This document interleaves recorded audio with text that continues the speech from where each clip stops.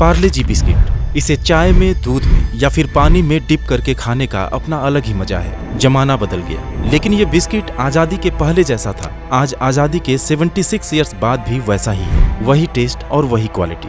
हालांकि इसमें इस्तेमाल होने वाले raw materials, man power, machinery और ट्रांसपोर्टेशन कॉस्ट 10 गुना तक महंगे हो गए। लेकिन पिछले 30 सालों से इसका छोटा पैक सिर्फ 5 रुपए का ही मिलता है। एक बार 50 पैसे दाम बढ़ाने की कोशिश भी हुई, लेकिन उसके खिलाफ लोग सड़कों पर उतर गए। और आज ये इंडिया में ही नहीं बल्कि पूरी दुनिया में सबसे ज्यादा बेचा जाने वाला बिस्किट है। लेकिन हैरानी की बात है कि इतना सस्ता पार्ले जी बिस्किट बेचकर भी कंपनी लॉस में नहीं बल्कि बहुत ही ज्यादा प्रॉफिट में है। साल 2013 में जहां कंपनी का रेवेन्यू 5000 करोड़ था, वो आज 16000 करोड़ को भी क्रॉस कर चुका है। और ऐसा होने के पीछे पार्ले कंपनी की एक सोची समझी स्ट्रेटजी है। आज की वीडियो में हम पार्ले कंपनी की शुरुआत से लेकर अभी तक की पूरी जर्नी के साथ ही उस राज को भी जानेंगे जिसने कंपनी को इस मुकाम पर लाकर खड़ा कर दिया। पार्ले कंपनी की कहानी शुरू होती है आजादी से पहले, जब मार्केट में विदेशी चीजें खूब महंगे दामों पर बेची जाती थी। बिस्किट्स और कैंडी जैसी छोटी चीजें भी इतनी महंगी थी कि सिर्फ अंग्रेज ही उसका इस्तेमाल कर पाते थे। और ये बात मुंबई के एक सिल्क व्यापारी मोहनलाल दयाल जी को हमेशा खटकती थी।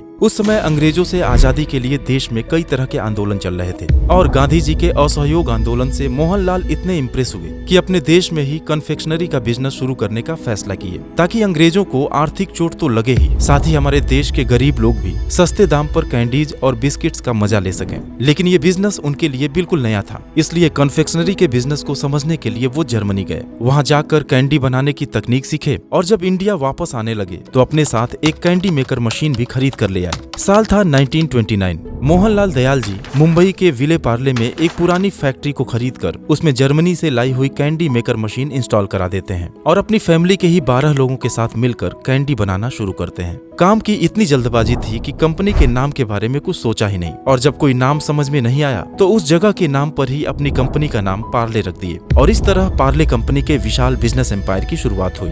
पार्ले कंपनी का पहला प्रोडक्ट था ऑरेंज कैंडी। हालांकि उसके बाद भी कई और तरह के कैंडीज बनाए गए जिसने मार्केट में बहुत ही तेजी से अपनी जगह बनाई, क्योंकि यह देशी स्वाद में बनाया गया भारत का पहला कॉन्फेक्शनरी प्रोडक्ट था।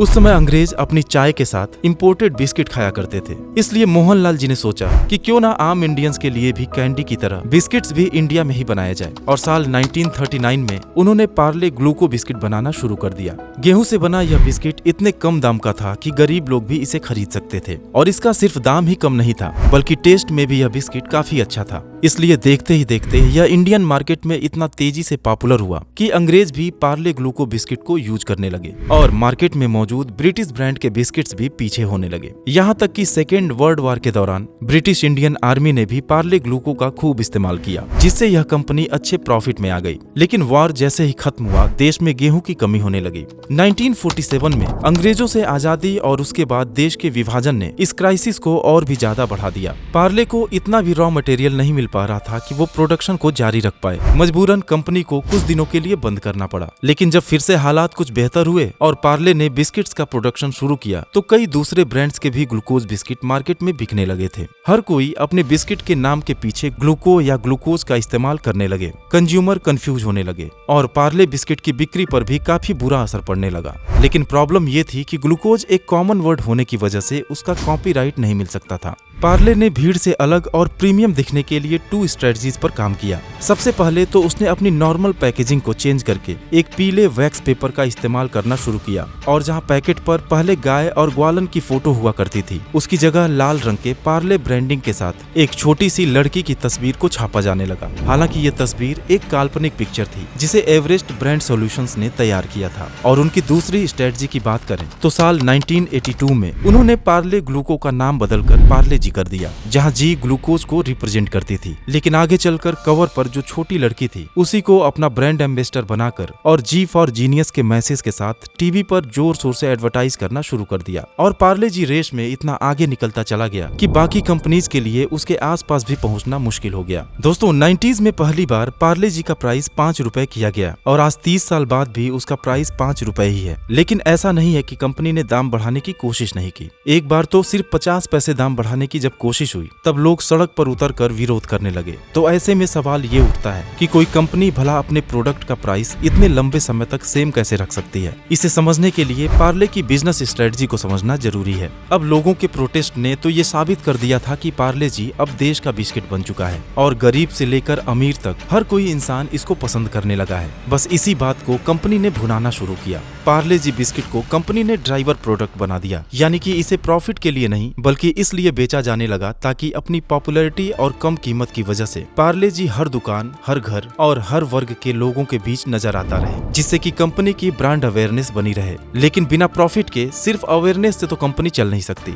इसलिए पार्ले ब्रांड के अंदर धीरे धीरे मोनाको, क्रैकजैक और हाइड एंड सीक जैसे हाई प्रॉफिट प्रोडक्ट्स को भी लॉन्च किया गया। और इस तरह कंपनी जो प्रॉफिट पार्ले जी से नहीं कमा पाती वो इन प्रोडक्ट से एडजस्ट कर लेती है। लेकिन ये स्ट्रेटजी भी ज्यादा दिन तक काम नहीं कर सकती थी, क्योंकि कंपनी के टोटल सेल्स में पार्ले जी का कंट्रीब्यूशन 50% से भी ज्यादा का है और महंगाई की वजह से पार्ले जी बिस्किट का प्रोडक्शन कॉस्ट काफी तेजी से बढ़ने लगा। लेकिन मुसीबत ये थी कि दाम तो बढ़ा नहीं सकते थे, इसलिए दाम को 5 रुपए पर ही फिक्स रखते हुए कंपनी ने पैकेट के साइज को छोटा करना शुरू कर दिया। 90s में जो पार्ले जी 5 रुपए में 100 ग्राम के पैक में मिला करती थी, आज 5 रुपए में सिर्फ 55 ग्राम का पैकेट मिलता है, यानी कि दाम तो लगभग दूना हो गया, लेकिन लोगों को एहसास तक नहीं हुआ। इसके अलावा भी पार्ले ने कुछ बुनियादी चीजों पर इतनी बारीकी से ध्यान दिया कि उनका प्रोडक्शन कॉस्ट अपने कॉम्पिटिटर से हमेशा कम रहा है। जैसे कि वो रॉ मटेरियल्स काफी सस्ते रेट पर सीधे उसके सोर्सेज से ही खरीदते हैं, जिससे कि बीच के मीडिएटर का कमीशन खत्म हो जाता है। कहते हैं ना कि जो पैसा रॉ मटेरियल्स की खरीद में बचा लिया जाए वो कंपनी के लिए सीधा नेट प्रॉफिट की तरह होता है। और दोस्तों आप तो जानते ही हैं, कन्फेक्शनरी और फूड इंडस्ट्री में वेस्टेज एक बड़ी प्रॉब्लम है, लेकिन पार्ले की एक बहुत ही अच्छी बात ये भी है कि उनका वेस्टेज ना के बराबर है।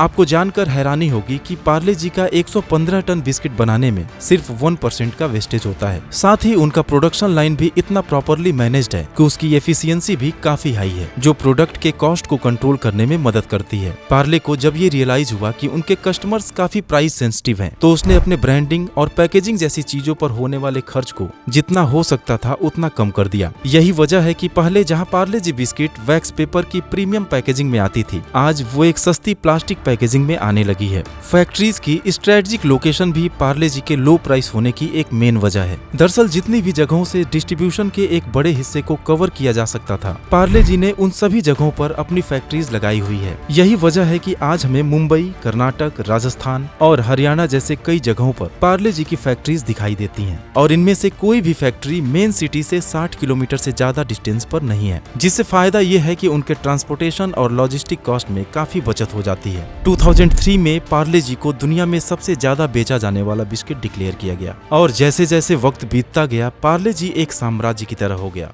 लोगों की जरूरतों के हिसाब से हर साइज के पैकेट का ऑप्शन मार्केट में रखा गया। पार्ले जी बिस्किट की सक्सेस का अंदाजा आप इसी बात से लगा सकते हैं कि अपने 130 से भी ज्यादा फैक्ट्रीज के जरिए ये हर महीने 100 करोड़ पैकेट का प्रोडक्शन करते हैं। देश के 50 लाख से भी ज्यादा रिटेल स्टोर्स के जरिए पार्ले जी बिस्किट को बेचा जाता है और हर सेकेंड लगभग 4500 लोग इस बिस्किट को खाते हैं। इंडिया के अलावा दुनिया के 7 और कंट्रीज में भी इनके मैन्युफैक्चरिंग प्लांट हैं। 2013 में जब कंपनी ने बताया कि सिर्फ बिस्किट से ही उन्होंने करीब 5000 करोड़ की सेल की है, तो हर कोई हैरान हो गया, क्योंकि पार्ले जी यह करिश्मा करने वाला भारत का पहला FMCG ब्रांड था। कोविड लॉकडाउन के दौरान भी कंपनी का सेल्स गिरने की बजाय इसके सेल्स में तेज उछाल देखने को मिला, क्योंकि सबने पार्ले जी बिस्किट पर ही अपना भरोसा जताया था। तो दोस्तों ये था पार्ले जी बिस्किट की पूरी कहानी। उम्मीद है कि ये वीडियो भी आपको पसंद आई होगी।